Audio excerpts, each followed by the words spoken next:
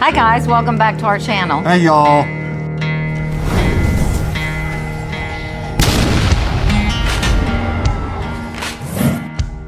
Okay, well we have something very exciting today. You tell them about it.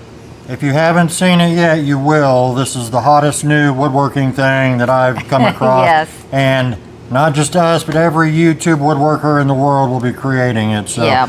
This credit goes to a gentleman from Sawdust and More with his floating cross. Great job, Sawdust Very and good. More. Head over there and subscribe to his channel. He Yes. has some really good stuff. He does. We are not copying. We are recreating in our own little way. Yep, it's going to be a different style, but it's going to be the same Same thing. purpose, Yep. but a little bit different. Our own spin on it. It's a really cool thing, and we Yep. were excited to make it, so Yes. let's get going. All right, this is 100% a scrap wood project. Most of you probably have this stuff laying around. We're going to start with the cross. I've got a 12-inch piece of cedar 2x4, and we're going to turn it into a couple of 3/8 by 3/8 strips.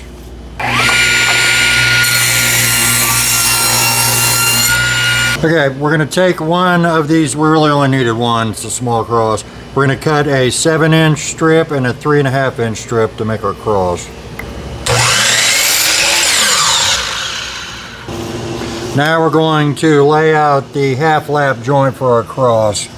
I don't know what the rule is, but pick a place that looks nice. We're going to find the center of the main beam, 5 5/8. Right there. And I've drawn a line in the center of the cross piece.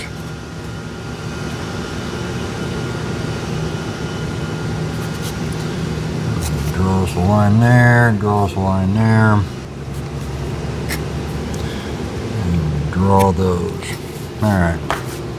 Okay, we're going to do the half lap on the bandsaw. That's pretty small for the table saw.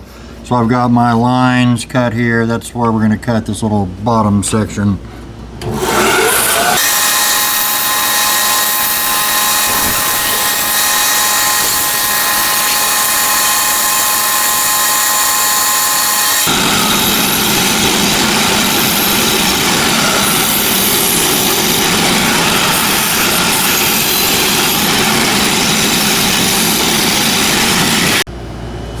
Now we're just going to take a little CA glue, not too much.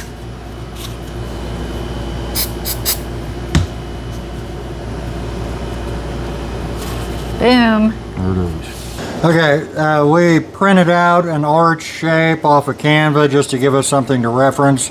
I have glued a couple 14-inch pieces of 1x8 together just to give us plenty of room. These are all scraps that I had laying around. We're just going to go ahead and carefully trace that. Alright, we're just going to take our big square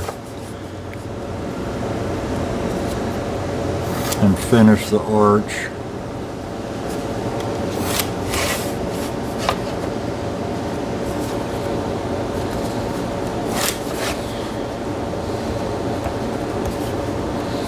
We got the jigsaw. We're going to cut the arch out.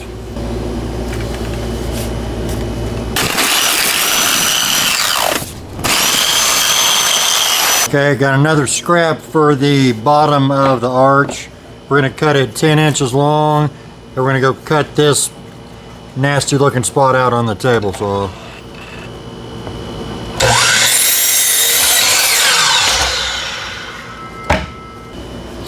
And we've got our fence at 6 3/4. We're just going to slice that end off.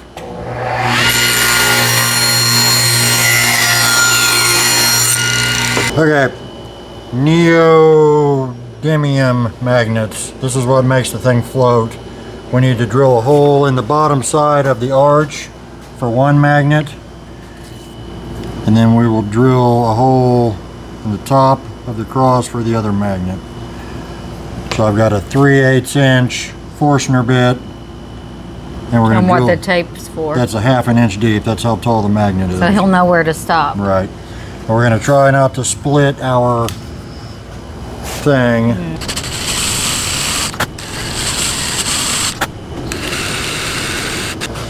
Okay, we've got our cross clamped into the Craig jig. This was Cheryl's brilliant idea.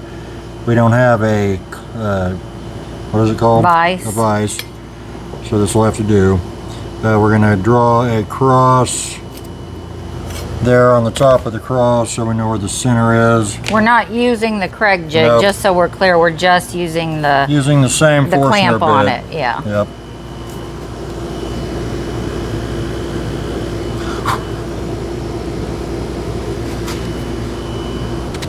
Take it nice and slow so you don't split your lid. Make sure you hold your drill straight so your hole's not crooked. Yay. We made it. So we have to make a hole on the bottom side of the cross for this little eyelet screw. This is what's going to hold the line to make it float. So we're going to use the same Forstner bit. It's got to be up inside the piece, not just out. I mean, I guess it could be showing if you wanted it to, but would run the illusion. Right. We don't have to drill near as deep on this one. Just about the height of that cutter head, so we're going to be real careful again. Yep.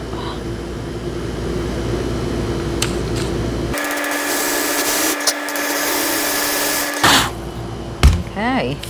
All right, we're going to put a little chamfer around the top edge of the platform, plate, whatever you want to call it, bottom part of the arch.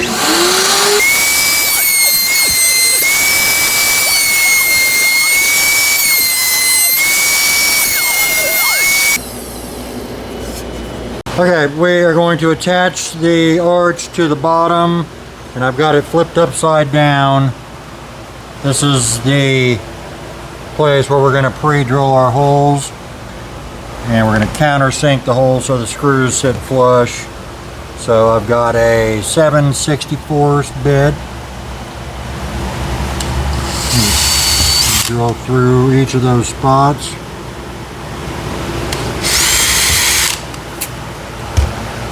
Yep. And we're going to countersink those.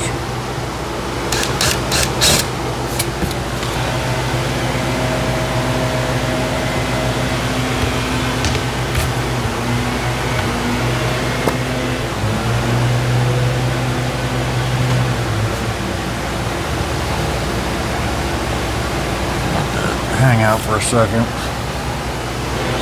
And we're going to go ahead and drill the bottom of the arch too, just so the wood doesn't split.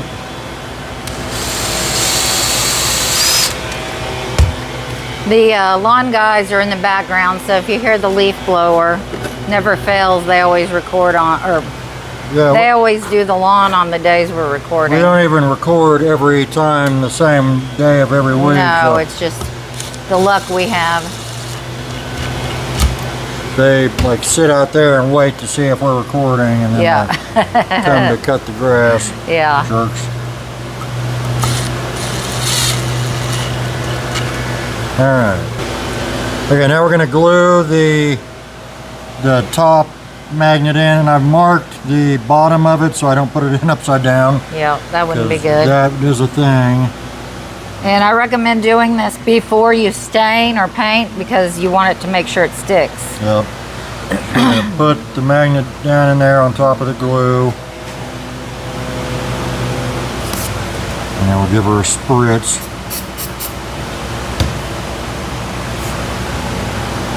We'll do the same thing with the cross. You got it marked too. Mark the bottom of the magnet.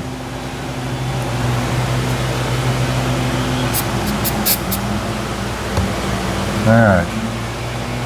Okay, we're going to put our eyelet in the bottom of the cross. You could either pre-drill or no. I'm not going to screw it on all the way because we're going to have to tie our line to it. So I need a little room to get my string in there. So there's that. Okay, so I made a dot right there underneath the cross. That's directly underneath it, and that's where we're going to drill our hole for the fishing line.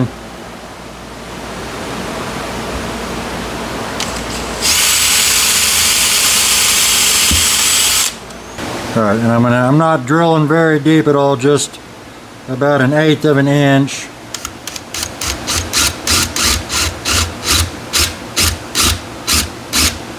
Whoop.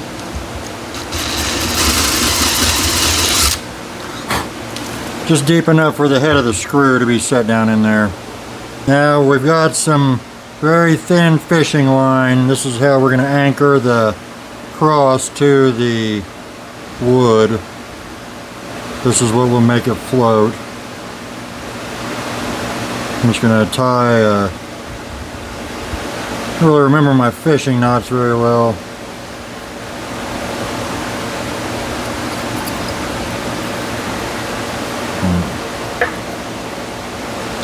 And now we're going to use some slack on our fishing line, and we're going to poke it down through that hole we just made. Now there's a bunch of ways you can anchor your fishing line. The original one was with, I think he used a sinker. A washer. A little, yeah, or a washer. But then on another one he used a sinker or so something. Yeah, we're going to use it this way. We're going to try to, nope, I shouldn't have done that. No. Try to find where the... It's a balancing act right here.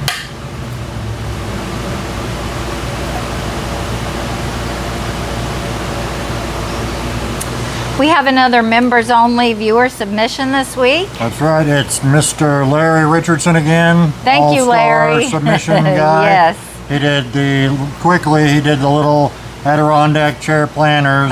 Did them all in a circle around a campfire. They look so cute. Pretty good, man. Yes, so, I love them. Thank you, Larry. Thank you, Larry.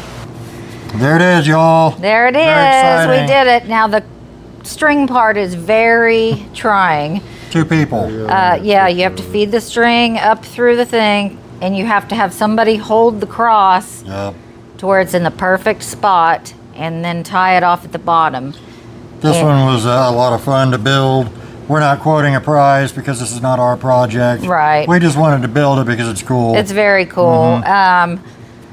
All kinds of things you could have floating. I told Aaron he needs to make one with a UFO. We will be doing another floating project that is our speed, but yes. Yeah, big shout out to Sawdust and More. Yes. For his super cool idea. Great idea. Love it, man. It is beautiful. Yep. So have patience with the string. Yep. I don't know how much we got on camera because our string broke a couple of times. You probably need to use a heavy gauge of fishing line. Yep. So.